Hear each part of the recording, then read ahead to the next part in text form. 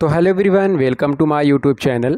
और जैसा कि आप सब जानते हैं कि हम लोग क्लास 10th हिस्ट्री की जो एनसीईआरटी की बुक है उसको कंप्लीट कर रहे हैं। और उसी क्रम में हमने लेसन 1 कंप्लीट कर लिया है और लेसन 2 का भी 1 पार्ट आ चुका है और ये लेसन 2 का सेकंड वीडियो है। और इस वीडियो में फ्रेंड्स बहुत ही ज़्यादा इम्पोर्टेंट टॉपिक्स दिए गए हैं और आपके बोर्ड एग्ज़ाम में ये सारे टॉपिक्स बहुत ज़्यादा इम्पोर्टेंट होने वाले हैं। तो आप लोग प्लीज़ इस वीडियो को बहुत ही ज़्यादा ध्यान से देखिएगा। और फ्रेंड्स, इस वीडियो में हमने एक नया एक्सपेरिमेंट किया है, वो आपको दिख रहा है स्क्रीन पर। हमने इंग्लिश मीडियम बुक के साथ हिंदी मीडियम के बुक को भी इसमें ऐड कर लिया है ताकि दोनों मीडियम के स्टूडेंट्स के लिए ये जो वीडियो है वो फ्रूटफुल होगा। तो चलिए अपना हम वीडियो स्टार्ट करते हैं और आप लोग इस वीडियो को बहुत ही ज़्यादा ध्यान से देखेंगे क्योंकि ये वीडियो बहुत ही ज़्यादा इम्पोर्टेंट है। तो हमारा जो टॉपिक स्टार्ट होता है वो है द फर्स्ट वर्ल्ड वॉर, खिलाफत and non cooperation movement in the year after 1919।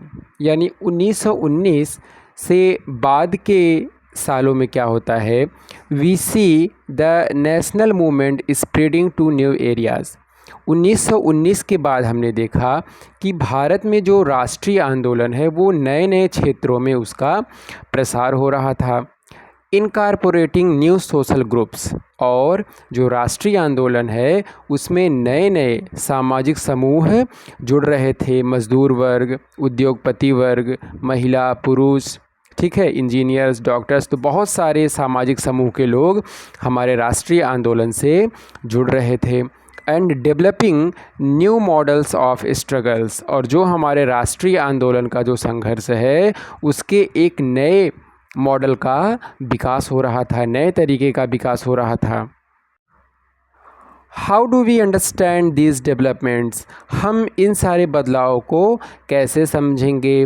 What implications did they have. और जो बदलाव हुए उसका क्या इम्प्लीकेशंस रहा, उसका क्या रिज़ल्ट रहा, उसका क्या परिणाम रहा।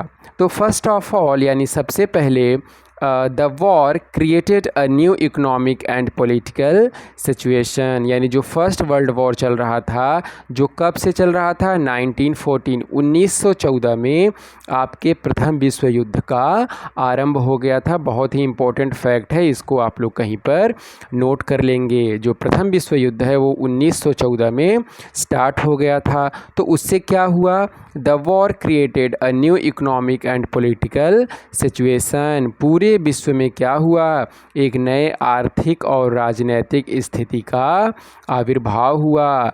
It led to a huge increase in defence expenditure. तो क्या हुआ, जब विश्व युद्ध छिड़ गया तो सभी देश ने यह महसूस किया कि हमें हमारे रक्षा क्षेत्र में ज़्यादा से ज़्यादा खर्च करना है, क्योंकि आगे भविष्य में अगर युद्ध होता है तो हमें किसी और देश के ऊपर निर्भर नहीं रहना है, हमें सेल्फ डिपेंडेंट बनना है। तो इसलिए सारे देश ने क्या किया, अपने रक्षा क्षेत्र में ज़्यादा से ज़्यादा खर्च करना स्टार्ट कर दिया, which was financial by war loans.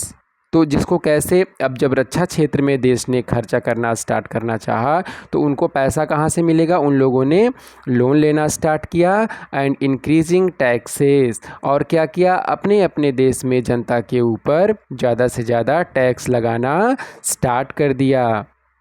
Customs duties were raised. और जो कस्टम ड्यूटी होता है, जो सीमा शुल्क होता है, जो आयात निर्यात पर लगाया जाता था वस्तुओं के, उसको बढ़ा दिया गया। And income tax introduced. और इसी समय पर क्या हुआ, आयकर को इंट्रोड्यूस किया गया, यानी आयकर नाम का एक नया टैक्स लगाया जाने लगा।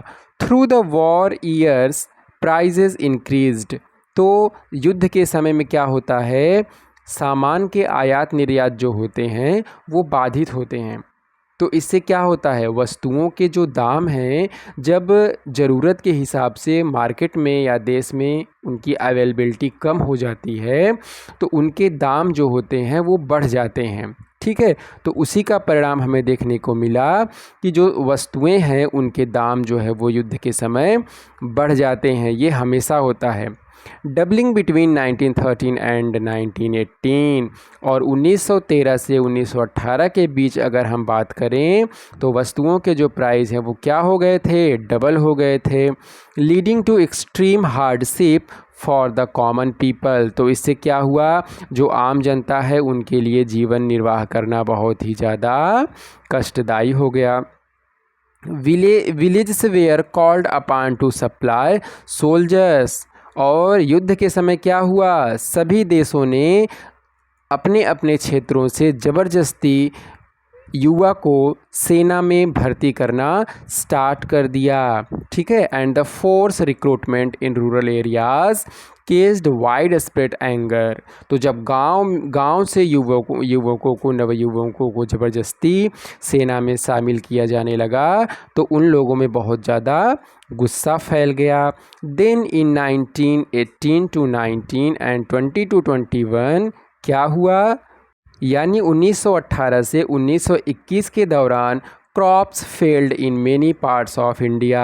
भारत के बहुत सारे एरियाज़ में क्या हुए, फसल बर्बाद हो गए। तो देख रहे हैं, एक तो ज़बरदस्ती इंडियंस को गांव से ले जाकर के ज़बरदस्ती उन्हें युद्ध में झोंक दिया गया और उसी समय हमारे फसल भी ख़राब हो गए। तो उसका क्या हुआ, resulting in acute shortage of food. तो जब हमारे फसल बर्बाद हो गए तो हमारे देश में जो खाद्य पदार्थ हैं उनकी कमी हो गई और दाम तो वैसे भी बढ़ गए थे सभी सामानों के युद्ध की वजह से। विश्व युद्ध चल रहा था 1914 से। तो this was accompanied by an influenza epidemic. उसी पर एक और सोने पे सुहागा हो गया, क्या हुआ, महामारी फैल गई, इन्फ्लुएंजा फैल गया। तो according to the census of 1921, तो 1921 में जनगणना हुआ जिसके तहत हमारे सामने आंकड़े आते हैं, क्या 12 to 13 million people perished as a result of famines. यानी जो उस टाइम पर क्या हुआ, महामारी फैली, जो अकाल पड़ा, फेमाइन मतलब अकाल, जो अकाल पड़ा उसकी वजह से 120 से लेकर के 130 लाख लोग जो हैं वो मारे गए। And people hoped that their hardships would end after the war. लोगों को यह लगा कि चलिए ठीक है, थोड़े दिनों की बात है, जब युद्ध ख़त्म हो जाएगा तो ये जो संकट का समय है ये समाप्त हो जाएगा। लेकिन क्या ये सही बात था? But that did not happen. लेकिन ऐसा कुछ इंडिया में नहीं हुआ। युद्ध के बाद भी संकट का जो बादल है वो बना रहा। तो at this stage a new leader appeared and suggested a new model of struggle. ठीक है। तो यहाँ पे किसके बारे में बताया जा रहा है, महात्मा गांधी के बारे में। तो ये सब जब प्रॉब्लम्स हमारे इंडिया में देखने को मिल रहा था तो उसी टाइम पर क्या होता है, एक नए नेता का आविर्भाव होता है और एक नए तरीके का आविर्भाव होता है जिसके द्वारा इंडिया में युद्ध को लड़ा जाता है। ठीक है। तो यहाँ तक फ्रेंड्स हमने एक इंट्रोडक्शन टाइप में देखा कि कैसे 1914 में विश्व युद्ध स्टार्ट हो जाता है और ज़बरदस्ती भारतीयों को उसमें ब्रिटिश की तरफ से लड़ने के लिए उसमें धकेल दिया जाता है। इससे क्या होता है, इससे बहुत ज़्यादा जो आम जनता है उनके अंदर बहुत ज़्यादा गुस्सा आ जाता है। तो इसी समय हम देखेंगे कि अब महात्मा गांधी जी का हमारे राष्ट्रीय आंदोलन में आगमन हो रहा है। तो द आइडिया ऑफ सत्याग्रह के विचार। Mahatma Gandhi returned to India in January 1915। ठीक है। तो यहाँ पे आपको बताया जा रहा है कि जो महात्मा गांधी हैं वो साउथ अफ्रीका में रह रहे थे और वहाँ पे उन्होंने काफ़ी ज़्यादा स्ट्रगल्स किए। वहाँ के लोगों को वहाँ की सरकार से आज़ाद कराने में उनको अच्छे मतलब सिचुएशंस प्रोवाइड करने में काफ़ी हेल्प किया। तो 1915 में क्या होता है, जो महात्मा गांधी होते हैं वो साउथ अफ्रीका से इंडिया वापस आ जाते हैं। और यहाँ पे हम आपको एक और इम्पॉर्टेंट फैक्ट बता दें कि जब साउथ अफ्रीका से महात्मा गांधी वापस आए थे तो उसी को हम क्या करते हैं, प्रवासी दिवस के रूप में सेलिब्रेट करते हैं। ठीक है। यह हालांकि एग्ज़ाम में नहीं आएगा क्योंकि आपके बुक में नहीं दिया गया है, लेकिन फिर भी जानते रहिएगा तो 1915 में जब महात्मा गांधी साउथ अफ्रीका से इंडिया वापस आते हैं तो उसी को हम प्रवासी दिवस के रूप में मनाते हैं। ठीक है, तो 1915 में महात्मा गांधी साउथ अफ्रीका से इंडिया वापस आ जाते हैं and as you know he had come from South Africa where he had successfully क्या किया था उन्होंने, वहाँ की जो अपार्थीड है, जो नस्ल भेदी सरकार है, वहाँ पर वो जनता की तरफ से सरकार से बहुत ज़्यादा लड़ाई लड़ रहे थे। तो वहाँ पे फिर क्या होता है, the resist regime with novel method of mass agitation which he called satyagraha. तो वहाँ पर महात्मा गांधी ने क्या किया, बिना किसी हिंसा के सत्याग्रह के द्वारा वहाँ की सरकार से उन्होंने लड़ाई लड़ा और साउथ अफ्रीका की जनता को क्या किया, जो नस्ल भेदी सरकार है, जो रंग के आधार पर लोगों के साथ भेदभाव करती थी, उससे लोगों को छुटकारा दिलवाया। तो यहाँ पे ये क्वेश्चन उठता है कि सत्याग्रह क्या होता है। आपके एग्ज़ाम में ये आ सकता है कि what was satyagraha according to Mahatma Gandhi.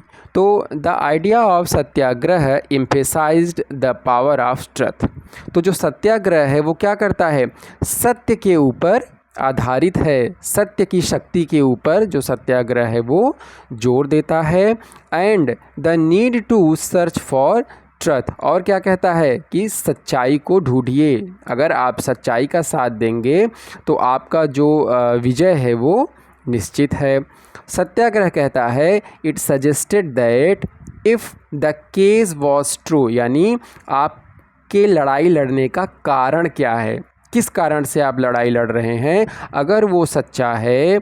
If the struggle was against injustice, और आपकी लड़ाई अगर अन्याय के खिलाफ है तो क्या होगा, then physical force was not necessary to fight the oppressor. तो इसके लिए ज़रूरी नहीं है कि आप क्या करें, शारीरिक बल का प्रयोग करें अपने ऑपरेसर के साथ, यानी जो आपका दमन कर रहा है, ज़रूरी नहीं है कि आप उसके साथ शारीरिक बल का प्रयोग करें। अगर आपकी लड़ाई सच्ची है, अगर आप सच के साथ लड़ रहे हैं, अन्याय के साथ लड़ रहे हैं, तो आपकी विजय निश्चित होगी। विदाउट सीकिंग वेंजिनेंस और बीइंग अग्रेसिव, यानी बिना किसी प्रतिशोध की भावना के या बगैर क्रोधित हुए, अ सत्याग्रही कुड विन द बैटल। तो एक जो सत्याग्रही है, जो सत्य के आधार पर लड़ाई लड़ रहा है, वो युद्ध को जीत सकता है थ्रू नॉन वायलेंस। कैसे, अहिंसा के माध्यम से। This could be done by appealing to the conscience of the oppressor। तो महात्मा गांधी जी कह रहे हैं कि हमें ऐसे प्रयास करने हैं जिसके द्वारा हम दमनकारी व्यक्ति के अंतः चेतना को बदल सकें। ठीक है, उसके साथ शारीरिक बल का प्रयोग नहीं करना है। People including the oppressors had to be persuaded to see the truth, यानी जो व्यक्ति जिसका दमन किया जा रहा है उसे क्या करना चाहिए, उसे पहले सच्चाई को ढूंढना चाहिए कि सच्चाई क्या है। Instead of being forced to accept truth through the use of violence, यानी हिंसा का प्रयोग करके आपको, भले ही आपकी लड़ाई सच्ची है या आप सच के लिए लड़ रहे हैं, लेकिन आपको हिंसा का प्रयोग नहीं करना है। पूरी लड़ाई में आपको अहिंसा का प्रयोग करना है। यही था महात्मा गांधी जी के द्वारा सत्याग्रह। तो बाय दिस स्ट्रगल, यानी इस संघर्ष के द्वारा, truth was bound to ultimately triumph. तो इस तरीके से अगर आप सच्चाई के आधार पर, सच्चाई के लिए अहिंसात्मक तरीके से लड़ाई लड़ते हैं तो आपकी जो विजय है वो क्या है, निश्चित है। Mahatma Gandhi believed that the धर्म of non violence could unit all Indians, यानी महात्मा गांधी का ऐसा विश्वास था कि अहिंसा जो है उसके द्वारा हम समस्त भारतीयों को एकता के सूत्र में पिरो सकते हैं। ठीक है, आगे देखिए। आफ्टर अराइविंग इन इंडिया, तो महात्मा गांधी जब इंडिया में आते हैं तो क्या होता है, तो Mahatma Gandhi successfully organized satyagraha movements in various places. 1915 में महात्मा गांधी जब साउथ अफ्रीका से इंडिया आते हैं तो बहुत सारे प्लेसेस पर क्या करते हैं, सत्याग्रह चलाते हैं। In 1917 he travel to Champaran in Bihar to inspire the peasants to struggle against the oppressive plantation system. तो हुआ क्या था कि वहाँ पर एक तिनकठिया सिस्टम बिहार के चंपारण में चलाया जाता था, जहाँ पर वहाँ के किसानों को बाध्य किया जाता था कि आपको नील की खेती करनी है। अगर आपके पास 20 बिस्वा ज़मीन है तो किसानों को कम से कम 3 बिस्वा ज़मीन पर नील की खेती करनी पड़ती थी। तो जो नील की खेती थी उससे किसानों के जो सॉइल्स वगैरह हैं उस पर बुरा प्रभाव पड़ता था और किसानों के स्वास्थ्य पर भी बुरा प्रभाव पड़ता था। तो उसी के खिलाफ़ किसानों ने महात्मा गांधी के सहारे लड़ाई लड़ा 1917 में और उसमें भी किसानों की विजय हुई। उसके बाद महात्मा गांधी जी ने क्या किया, 1917 में ही organized a satyagraha to support the peasants of the Kheda district of Gujarat affected by crop failure and a plague epidemic. तो इसी तरीके से क्या होता है कि गुजरात के खेड़ा ज़िले में 1917 में जो वहाँ के किसान होते हैं वो लगान देने में असमर्थ होते हैं, क्योंकि उनकी जो फसल है वो बिकॉज ऑफ वेदर सिचुएशन, मौसम ख़राब होने की वजह से अकाल पड़ जाता है और वहाँ पे एक प्रकार का क्या होता है, प्लेग फैल जाता है, तो वो लोग लगान नहीं दे पाते हैं। तो महात्मा गांधी क्या करते हैं, किसानों का सपोर्ट करते हैं, आंदोलन चलवाते हैं और अंग्रेज़ जो है वो फिर उनको लगान मुक्त कर देते हैं। इसी तरीके से तीसरा सत्याग्रह जो महात्मा गांधी ने चलाया था वो उनका चला था अहमदाबाद में, जो कि मज़दूरों के लिए चला था, जिसमें उन्होंने मज़दूरों का हेल्प किया था। एक प्रकार के जो मज़दूर होते थे वो सूती कपड़ा के मिल में काम करते थे और वहाँ पे होता क्या था कि उनको महात्मा गांधी बोनस दिलवाना चाहते थे और उसमें भी महात्मा गांधी जो है वो सफल होते हैं। तो इस तरीके से तीनों सत्याग्रह में लगातार महात्मा गांधी जो है वो इंडिया में सफल होते हैं। तो इससे क्या होता है, महात्मा गांधी बहुत ज़्यादा खुश हो जाते हैं। अब जब महात्मा गांधी बहुत ज़्यादा खुश हो जाते हैं तो क्या होता है, समय आता है 1919 का। तो 1919 में क्या होता है, अंग्रेज़ों के द्वारा एक रॉलेट एक्ट बनाया जाता है। तो emboldened with the success, Gandhi ji in 1919 decided to launch a nation wide satyagraha against the propose Rowlatt Act 1919। तो अंग्रेज़ों के द्वारा 1919 में जो रॉलेट एक्ट लाया जाता है, जिसे काला कानून भी कहा जाता था, महात्मा गांधी ने उसके खिलाफ सत्याग्रह करना स्टार्ट कर दिया। क्यों सत्याग्रह स्टार्ट किया अगेंस्ट रॉलेट एक्ट? क्योंकि जो रॉलेट एक्ट है उसमें बहुत बड़ी कमी थी। This act had been hurriedly passed through the imperial legislative council. उस टाइम पर, अंग्रेज़ों के टाइम पर, जो एक तरीके से केंद्रीय विधानसभा होती थी, उसने बहुत ज़्यादा जल्दबाजी में इस कानून को पास कर दिया था, despite the United opposition of the Indian members. हालांकि बहुत ज़्यादा जो भारतीय सदस्य थे वो लोग इस कानून का विरोध कर रहे थे, लेकिन जो केंद्रीय विधानसभा थी उसने बहुत ज़्यादा जल्दबाजी में इस कानून को पास कर दिया था। तो इस कानून में था क्या? It gave the government enormous power to repress political activities। यानी जो अंग्रेज़ सरकार है वो क्या कर सकती थी, अगर कोई राजनैतिक प्रतिक्रिया उनको लगता था कि उनके खिलाफ इंडिया में हो रहा है तो वो उसको दबा सकते थे, उसको देशद्रोह बोल देते थे और allowed detention of political prisoner without trial for 2 years। और बिना किसी मुकदमे के, बिना उनकी बातों को सुने, बिना ट्रायल चलाए न्यायालय में उनको 2 सालों के लिए जेल में डाल दिया जाता था। ठीक है, इसलिए इसको काला कानून बोला गया था। तो Mahatma Gandhi wanted non violent civil disobedience against such unjust law. तो इसके लिए जो महात्मा गांधी हैं वो क्या करते हैं, सविनय अवज्ञा आंदोलन चलाना चाहते हैं इसके against, which would start with a हड़ताल ऑन 6 अप्रैल। तो काला कानून के खिलाफ महात्मा गांधी जो है वो 6 अप्रैल को सिविल डिसोबीडियंस मूवमेंट स्टार्ट करना चाहते हैं और इसको उन्होंने क्या करना चाहा, एक हड़ताल के साथ वो स्टार्ट करने वाले थे। तो अब देखिए आगे क्या होता है। Rallies were organised in various cities, बहुत सारे शहरों में क्या हुआ, रैली निकाली गई इस रॉलेट एक्ट के against.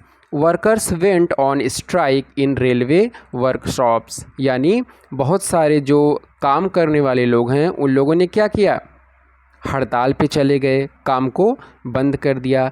And shops closed down, और दुकानों को बंद कर दिया गया। Alarmed by the popular upsurge, यानी पूरे देश में जो है वो बहुत ज़्यादा उथल पुथल मच गया। And scared that line of communications such as the railway and telegraph would be disrupted, यानी क्या हुआ, बहुत ज़्यादा जो रेलवे लाइंस है, जो कम्युनिकेशन के तरीके हैं, उसको बहुत ज़्यादा जो है वो बाधित किया गया लोगों के द्वारा। तो ये सब खबर जब अंग्रेज़ों को मिला तो वो क्या होता है, वो लोग बहुत ज़्यादा ही दहशत में आ जाते हैं। तो the British administration decided to clamp down on nationalist. तो अब उन लोगों ने क्या किया, इन राष्ट्रवादियों को दबाने के लिए फिर शस्त्र उठा लेते हैं जो अंग्रेज़ लोग होते हैं। तो local leaders were picked up from Amritsar and Mahatma Gandhi was barred from entering Delhi. तो दिल्ली में क्या होता है, वहाँ के जो कार्यकर्ता होते हैं उनको जेल में डाल दिया जाता है। और Amritsar, local leaders were picked up from Amritsar, यानी अमृतसर के जो लोकल लीडर्स होते हैं, जो नेता होते हैं, उनको जेल में डाल दिया जाता है। महात्मा गांधी के ऊपर बैन लगा दिया जाता है कि आप जो है वो दिल्ली में इंटर नहीं कर सकते हैं। तो जब महात्मा गांधी को दिल्ली में इंटर करने से रोक दिया गया तो इधर अमृतसर में क्या होता है, 10 अप्रैल को the police in Amritsar fired upon a peaceful प्रोसेसन, यानी शांतिपूर्वक अमृतसर में कुछ लोग क्या कर रहे थे, गोलियां चलवा दी, जुलूस निकाल रहे थे उनके ऊपर अंग्रेज़ों ने। इसके बाद क्या होता है कि जो अमृतसर की जलियांवाला बाग हत्याकांड है, इसी के साथ साथ वो हमें देखने को मिलता है। तो provoking wide spread attacks on banks, तो क्या होता है इसके बाद, लोगों के द्वारा बैंकों में, डाकखानों में और रेलवे स्टेशंस पर बहुत ज़्यादा हमला किया जाने लगता है। और फिर उसके बाद क्या होता है कि जो अंग्रेज़ होते हैं वो लोग क्या करते हैं, मार्शल लॉ वॉज इम्पोज्ड, अंग्रेज़ों के द्वारा मार्शल लॉ को लागू कर दिया जाता है। And General Dyer took command, तो इसके बाद जो है वो जनरल डायर को कमांड जो है अंग्रेज़ों के द्वारा सौंप दिया जाता है। तो आपने देखा कि जब 10 अप्रैल को स्थिति बहुत ज़्यादा गड़बड़ हो जा रही थी तो अंग्रेज़ों के द्वारा जनरल डायर को, उनके अंग्रेज़ी सेना के एक हेड होता है, उनको कमान सौंप दी जाती है। तो वो क्या करता है, वहाँ पे जलियांवाला बाग में कुछ लोग शांतिपूर्वक प्रदर्शन कर रहे होते हैं, उनके ऊपर, हालांकि उन्हें पता नहीं होता है कि मार्शल लॉ लागू हुआ है, तो उनके ऊपर जो जनरल डायर है वो गोली चलवा देता है। आगे है आपका on 13 April the infamous Jallianwala Bagh incident took place. तो 13 अप्रैल को क्या होता है, जलियांवाला बाग हत्याकांड जो है वो घटना घटित हो जाती है। On that day a large crowd gathered in enclosed ground of Jallianwala Bagh. जैसा कि हमने आपको बताया कि अमृतसर में एक स्थान है जलियांवाला बाग के नाम से, वहाँ पर बहुत सारे लोग जो है वो इकट्ठा हुए थे। और some came to protest against the government's new repressive measures, यानी कुछ लोग वहाँ पे थे जो सरकार के ख़िलाफ़ प्रोटेस्ट वगैरह कर रहे थे, लेकिन others had come to attend the annual Baisakhi fair, तो वहाँ पे क्या होता है कि सालाना तौर पर एक बैसाखी का मेला लगता है, तो इसको आप लोग हाईलाइट कर लेंगे। बैसाखी मेला के लिए वो लोग वहाँ पे अटेंड कर रहे थे अमृतसर में जलियांवाला बाग को, तो लेकिन उन पर भी जनरल डायर ने जो है वो गोलियाँ चलवा दिया था और बहुत ही ज़्यादा लोग इस घटना में मारे गए थे। तो being from outside the city many villagers were unaware of the martial law. तो बहुत सारे लोगों को पता नहीं था ना, क्योंकि वो शहर से बाहर के थे, तो उन्हें पता नहीं था कि यहाँ पे मार्शल लॉ लगा हुआ है और उन लोगों के ऊपर जो है जो डायर है वो गोली चलवा देता है। तो वही दिया है यहाँ पर, Dyer entered the area. Dyer जो है वहाँ पे आता है, ब्लॉक द एग्जिट पॉइंट्स। तो जो वहाँ के बाहर निकलने वाले गेट वगैरह होते हैं उसको वो बंद करवा देता है and open fire on the crowd. और जितने भी लोग वहाँ पे होते हैं एकदम सबके ऊपर जो है वो धड़ाधड़ गोली चलवाना स्टार्ट करवा देता है, ऑर्डर दे देता है। एंड किलिंग हंड्रेड्स, सैकड़ों लोग उसमें मारे जाते हैं। His object as he declared later, और बाद में उसने बताया कि उसका क्या इरादा था, was to produce moral effect. तो उसका क्या कहना था बाद में, वो सफाई में क्या कह रहा था कि मैं जो है वो एक नैतिक प्रभाव उत्पन्न करना चाह रहा था, to create in the minds of satyagrahi a feeling of terror and और जो सत्याग्रही वहाँ पर हैं मैं उनके अंदर डर और भय का माहौल पैदा करना चाह रहा था, इस वजह से मैंने उनके ऊपर गोलियाँ चलवा दिया। तो 13 अप्रैल 1919 ये इम्पॉर्टेंट डेट है। इसी दिन को इसी टाइम पर जलियांवाला बाग हत्याकांड हुआ था, ये एग्ज़ाम में आता है। तो इस चीज़ को साइड में आप लोग कहीं बुक में लिख लेंगे। तो as the news of Jallianwala Bagh spread, तो जब ये घटना घटी और इसकी खबर जैसे जैसे आसपास फैलना स्टार्ट हुआ, crowds took to the streets in many north Indian towns. तो क्या हुआ कि उत्तर भारत के जो बहुत सारे लोग हैं, नॉर्थ इंडिया के जो लोग थे, वो लोग क्या हुए, सड़कों पर उतर आते हैं, सरकार के खिलाफ प्रदर्शन करना स्टार्ट कर देते हैं। देयर वेयर स्ट्राइक्स, बहुत ज़्यादा हड़तालें की जाती हैं। Clashes with the police and attacks on government buildings, तो देख रहे हैं अब कैसे हिंसा फैल रहा है।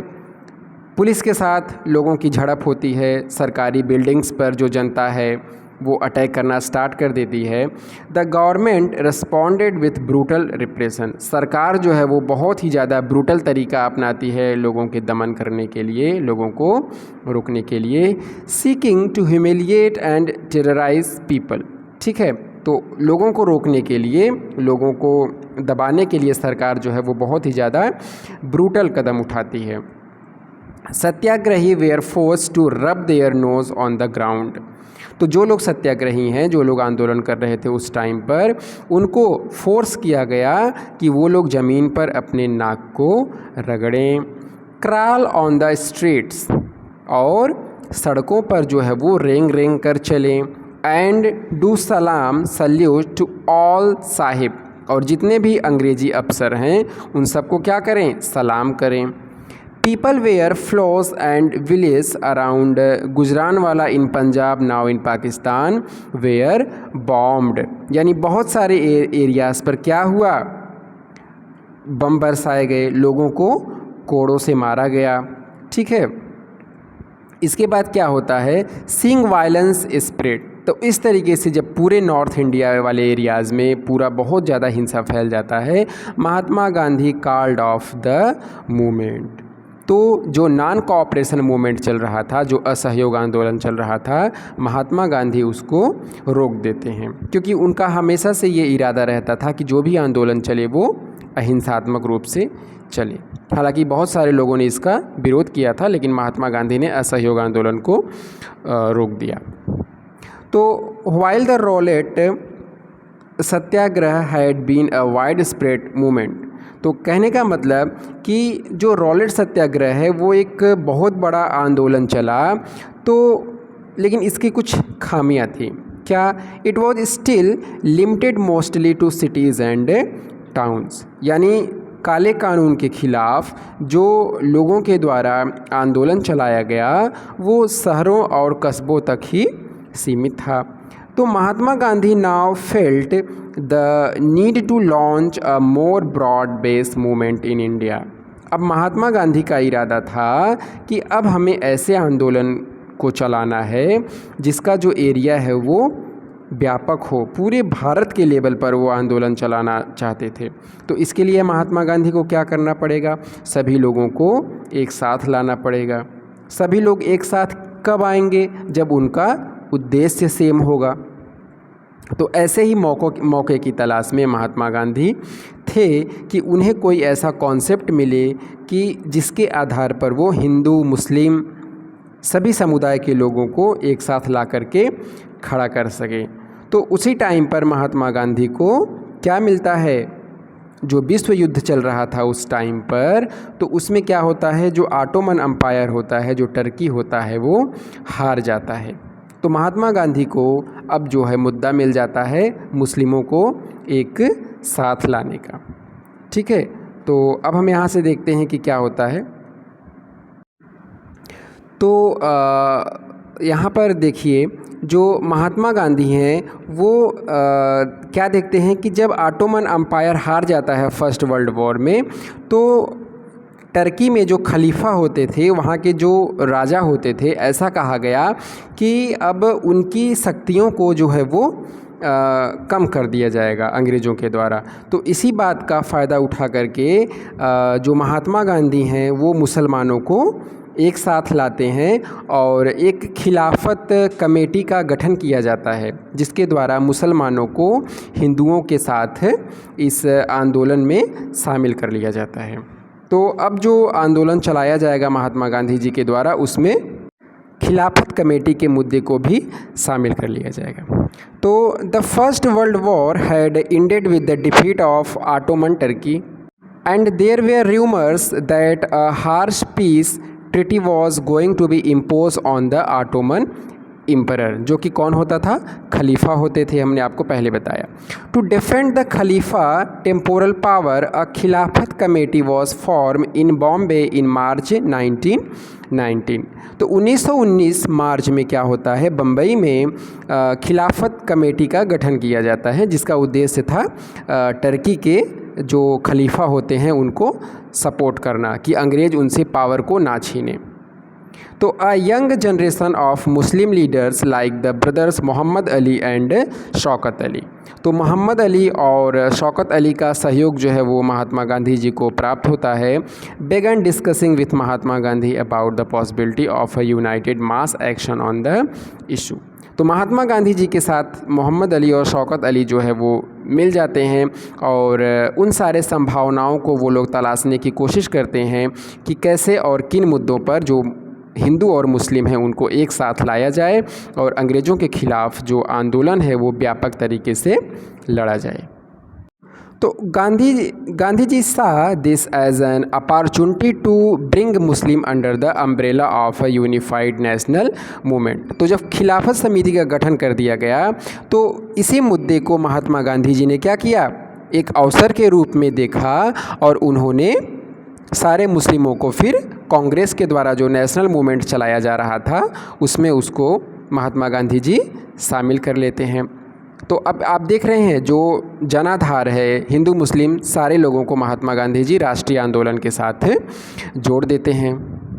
तो at the Calcutta session of the Congress in September 1920, तो फ्रेंड्स हम जानते हैं कि 1885 में कांग्रेस नाम की एक राजनीतिक संस्था का गठन किया गया था जो प्रत्येक वर्ष एक सम्मेलन करती थी। तो उसी का 1920 में जो सम्मेलन है वो कहाँ पर होता है, कलकत्ता में होता है। ठीक है, जिसकी अध्यक्षता लाला लाजपत राय जी ने किया था, इसको आप लोग नोट कर लीजिएगा। तो वहाँ पर क्या होता है, he convince other leader of the need to start a non cooperation movement in support of Khilafat as well as for swaraj.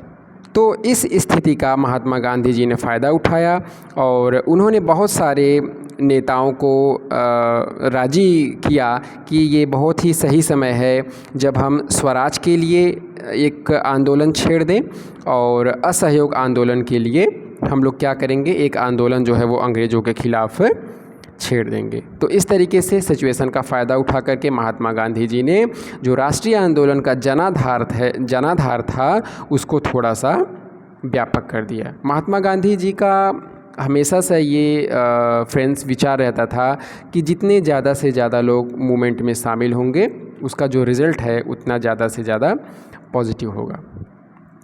तो यहाँ पे क्वेश्चन आता है वाई नॉन कोऑपरेशन, असहयोग आंदोलन ही क्यों महात्मा गांधी जी के द्वारा स्टार्ट किया गया।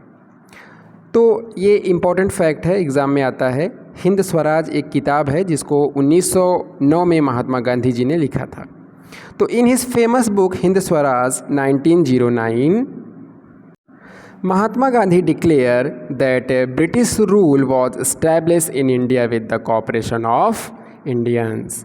तो 1909 के अपने हिंद स्वराज नामक पुस्तक में महात्मा गांधी जी ने कहा कि भारत में जो अंग्रेज़ों का शासन चल रहा है वो भारतीयों के सहयोग से ही चल रहा है।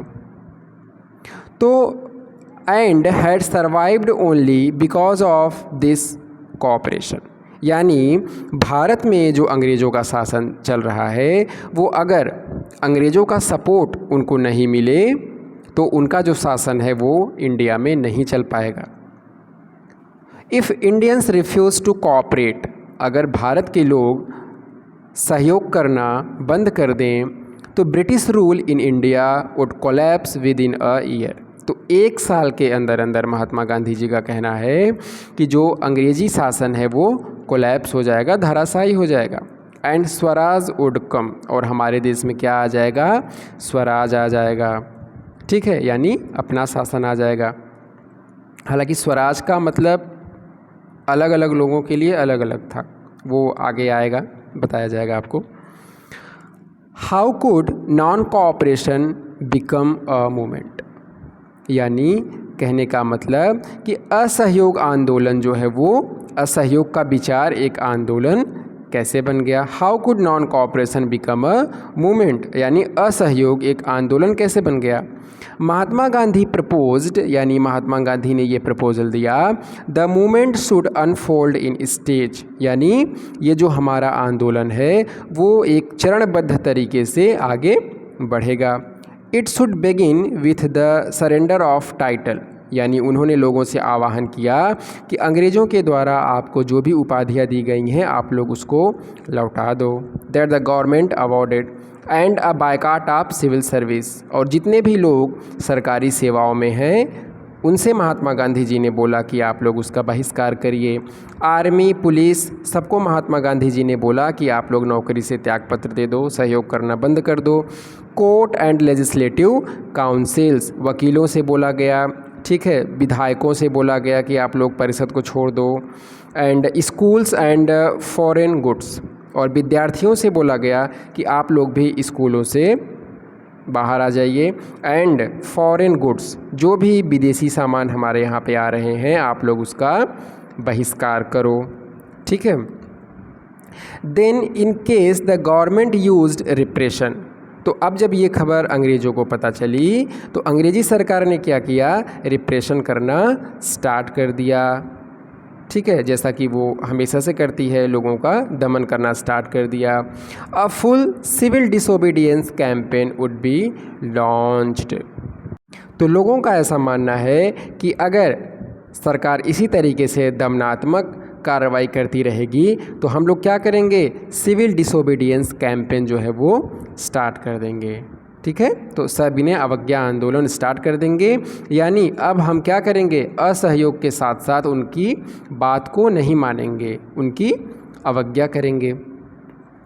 थ्रू द समर ऑफ 1920, यानी 1920 में गर्मियों की बात है, महात्मा गांधी एंड शौकत अली टूर्ड एक्सटेंसिवली। तो जो महात्मा गांधी और शौकत अली जी हैं ये लोगों को ज़्यादा से ज़्यादा आंदोलन में जोड़ सकें, इसके लिए इन लोगों ने क्या किया, पूरे देश का भ्रमण करना स्टार्ट कर दिया। And many within the Congress were however concern about the proposals. अब इस विचार से बहुत सारे लोग कांग्रेस में महात्मा गांधी से मैच नहीं खा रहे थे। किस विचार से? महात्मा गांधी जी का कहना है कि आने वाले समय में जो आपका 1920 में जो इलेक्शन होने वाला है, आप लोगों को उसमें भाग नहीं लेना है। लेकिन कुछ ऐसे लोग हैं जिनको लगता था कि नहीं, हमें इलेक्शन में भाग लेना चाहिए, हमें सरकार के तहत यानी सरकार का हिस्सा होते हुए सरकार का विरोध करना चाहिए। तो इस तरीके से कुछ लोगों का जो विचार है वो महात्मा गांधी से अलग था। तो they were reluctant to boycott the council election schedule for November 1920। तो 1920 में जो प्रांतीय चुनाव होने वाला था, बहुत सारे लोग क्या थे, उसको नहीं छोड़ना चाहते थे। And they fear that the movement might lead to popular violence. और उनका एक डर था लोगों के अंदर कि अगर इस प्रकार का कोई मूवमेंट होता है तो उसमें हिंसा भी हो सकता है लोगों के द्वारा, क्योंकि इसका जो जनाधार है बहुत ज़्यादा व्यापक है। इतना बड़ा आंदोलन अहिंसात्मक नहीं हो सकता है। तो in the months between September and December, सितंबर से दिसंबर के बीच में क्या होता है, there was an intense tussle within the Congress. तो इस मुद्दे को लेकर के कांग्रेस के अंदर बहुत ज़्यादा टसल चल रहा होता है, ठीक है, ऊहापोह की स्थिति बनी हुई है। For a while there seemed no meeting point between the supporter and the opponent of the movement. यानी कुछ समय के लिए ऐसा लग रहा था कि जो विरोधी हैं और जो सपोर्टर हैं उनके बीच में एक क्या कहते हैं उसको, मीटिंग पॉइंट नहीं बन पाएगा, यानी उनकी जो मत है, जो मत एकता है वो नहीं बन पाएगी। लेकिन फाइनली क्या होता है, at the Congress session at Nagpur in December 1920। तो नागपुर में जब 1920 में फिर से कांग्रेस का सेशन होता है, और इसको आप लोग नोट कर लेंगे, इसके जो अध्यक्ष होते हैं वो होते हैं सी राघवाचारी जी, ठीक है, सी राघवाचारी जी। तो यहाँ पे क्या होता है, a compromise was worked out and the non cooperation programme was adopted.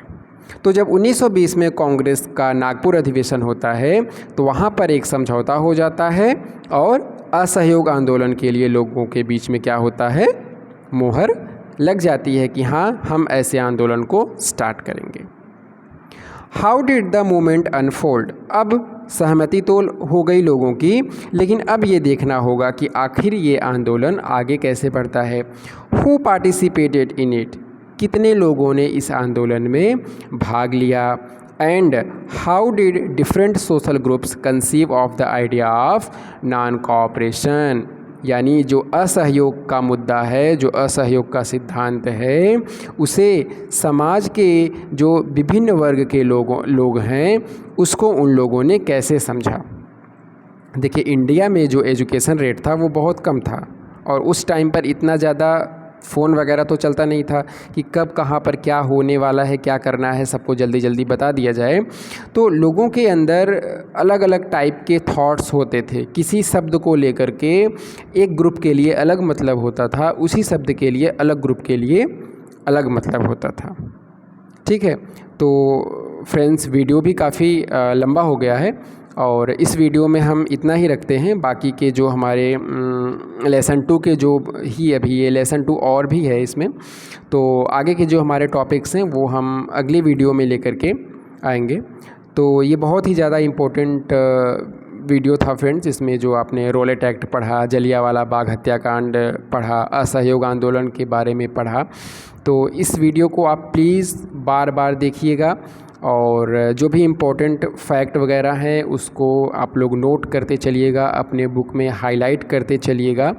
और ये बहुत ही ज़्यादा बोर्ड एग्ज़ाम्स के लिए बहुत ही ज़्यादा इम्पोर्टेंट वीडियो है, और इसीलिए हमने क्या किया था कि ये हिंदी और इंग्लिश दोनों स्लाइड्स को इसमें मर्ज कर दिया है, ताकि दोनों मीडियम के स्टूडेंट्स इस वीडियो से ज़्यादा फ़ायदा उठा सकें। तो चलिए, आज के लिए इतना ही रखते हैं, बाकी का टॉपिक हम नेक्स्ट वीडियो में कवर करेंगे। तो पढ़ते रहिए। Thank you so much.